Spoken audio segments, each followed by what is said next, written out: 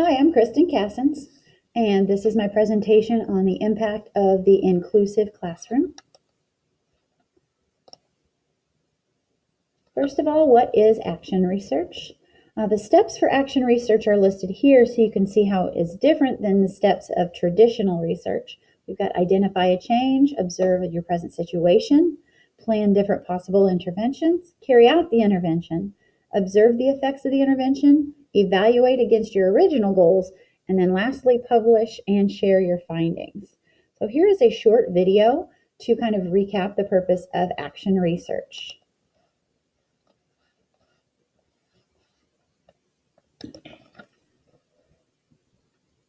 Teaching is a craft. It's both an art and a science, which is why great teachers always experiment and make tons of mistakes. But how do you know what's actually working? Well, one option is action research. Here you can identify a question, test out a strategy, gather data, and determine if it works. The end result is something dynamic, innovative, and tied directly to your classroom. Action research dissolves the barrier between the participants and the researchers. In other words, the teacher actively participates in the situation while also conducting the research. There are many action research frameworks, but they generally follow a similar process. You start out in phase one, planning for research. Here you begin with inquiry, where you define a specific research question. It needs to be something that can actually be tested. Next, you conduct a literature review to gain a deeper understanding of the topic. Finally, you move into the design process, where you determine your data methods, consider ethical issues, get the required permissions, create deadlines, and set up the systems. Next, you move into the action phase. This is where you engage in multiple cycles of experimentation and data collection. Your data collection might include qualitative data like observations, artifacts, and interviews, or quantitative data like rubric scores, surveys, or achievement data. Afterward, you move to analysis. You'll often start by organizing the data with charts or graphs and looking for specific trends. You might also discuss it with peers, free write in a journal, or create a cluster map before eventually writing out your results. Finally, you have your conclusion. This is where you share your research with the world and reflect on your own practice. This will ultimately lead to newer questions, and the cycle will continue as you refine your craft as a better, more creative teacher.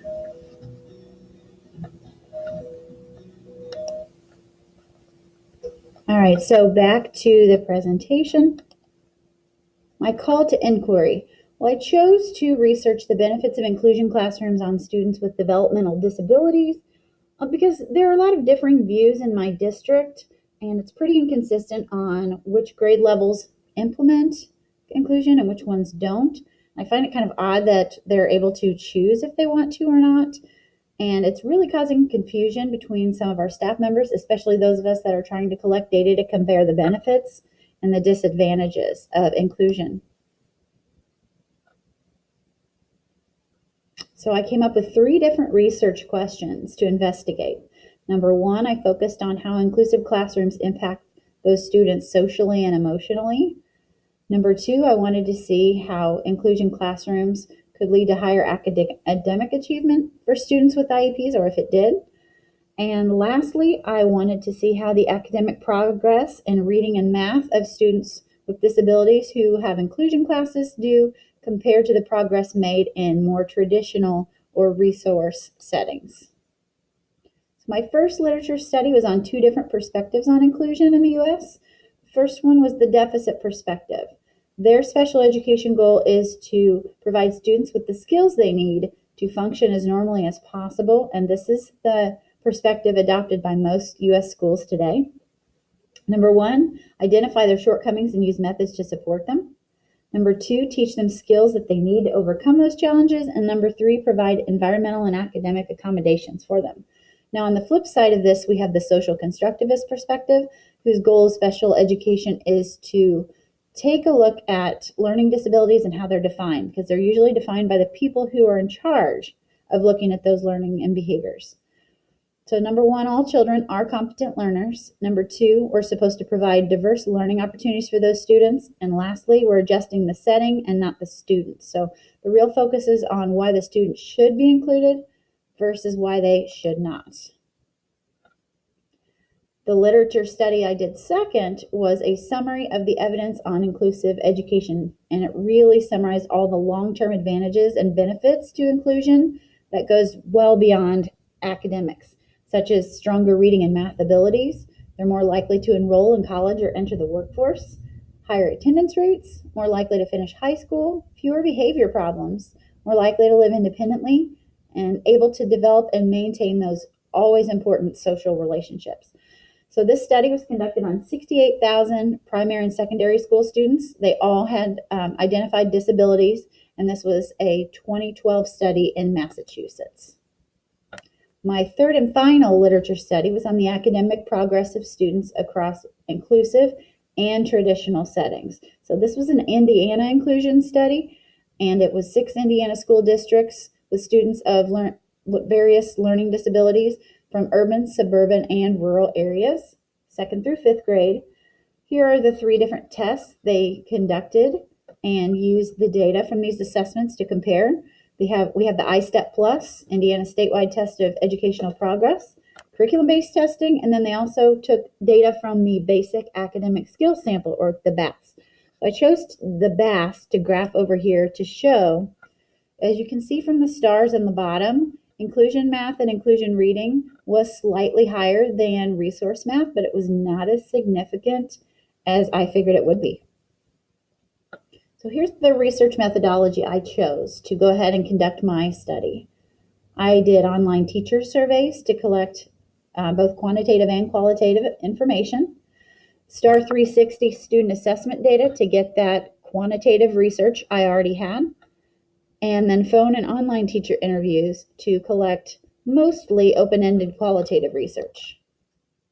Here's my survey data collection. I ended up with 21 responses out of 30 different requests that I sent out, which is pretty good for the summer months. And I wanted to gain insights as to how my coworkers felt about inclusion overall. So here are some of the sample questions that I chose to include on my survey, such as what is your educational role? Overall, how do you feel about inclusive and classroom instruction and its impact on students with learning disabilities? And you can see those other questions listed there. I also collected data on 4 interviews with 2 general education and 2 special education teachers to get more qualitative, deeper information from teachers who have that inclusion experience. Here are some of the sample questions I asked those teachers. My STAR 360 assessment data was to collect information on 3 specific special education students that I just had last school year. 2 were inclusive and 1 was not inclusive. And I used their benchmark scores compared to their peers without disabilities to track their progress in both math on the left here and on reading. So those are students A, B, and C. Here's how my survey data came out. As you can see from the graph over here, this is one of my questions from my survey. It's 71% positive versus 29% negative feelings toward inclusion and the instructional practices that go with it. Most of the teachers that I surveyed have received inclusion training and use multiple instructional strategies to effectively teach inclusively. My interview data. My 4 teachers were a 4-6 special education teacher, 2nd grade general education, K-3 special education, and 5th grade general education. So to summarize the results of those interview questions, all 4 of them had direct experience with inclusion, but only 1 is actively and currently co-teaching. They all mentioned that collaboration and communication is key, and it came up time and time again in the interviews. It is apparent that all the teachers understand the benefits of inclusion, but they also all brought up that time and planning are the challenges.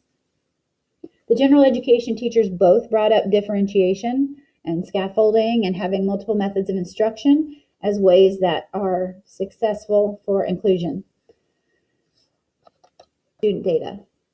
As you can see, students A, B, and C all made gains throughout the year, which was great. Student A was my resource-only student, and B and C were my inclusion students. They did have a slight advantage, but there wasn't a great deal of difference in growth when compared with their peers without disabilities. So really, this data didn't show significant numbers that I was looking for to see if inclusive education promotes more growth. All right, here's my future action plan. First of all, I'd like to conduct more interviews with teachers, involve my administrators, speak directly to special education students, and even survey or interview the parents. And lastly, I'll be ready to take my plan to the instructional leadership team, of which I'm already a part. So here's my force field analysis. I will just summarize it. The goal of my action plan was to gather and explain information in regards to staff practices, beliefs, and attitudes toward inclusion in order to increase consistency and clarify expectations as to how or to what extent it should be incorporated into our school. And so here's the list of objectives also that I plan to follow. My driving forces, my needs or my supports that I need to have success are listed here on the left-hand side. And then some barriers that might come up throughout the process were listed here on the right-hand side. So in conclusion, action research, whether in a classroom or in a community, focuses on bringing about meaningful and real change for everyone participating. I really liked that quote from my research. It provides opportunities for teachers to read, study, question, and take actions on the issues that impact them directly. So here is my reflection, and I will just summarize it for the presentation. So I enjoyed learning about all the different steps involved in action research. The purpose of my research was to find out those benefits of inclusion classrooms on students with developmental disabilities. So I created research questions, conducted literature reviews, and then I also conducted and analyzed surveys, interviews, and quantitative data sets.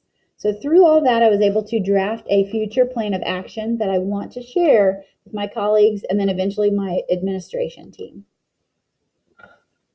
Through this process, I've learned about the benefits of action research and how it impacts us directly. It's a great way to get some professional development, and it can really benefit not only our teaching practice, but also student success and overall improvement in our classrooms. So I enjoyed learning about those data-driven decisions and how to incorporate them consistently, and we need to make all of our expectations clear for all of our stakeholders. So I've really gained a lot of great insight into what inclusive teaching is being done in my district and how it impacts those teachers who are using it. So I do plan to have further action plans regarding this, and I want to share these findings with my colleagues in my administration so we can work together to improve and resolve those challenges and make it clear for all. And so here is my summary of my key takeaways. So this is a summary of the previous slide. And here's the list of my references. Thank you very much.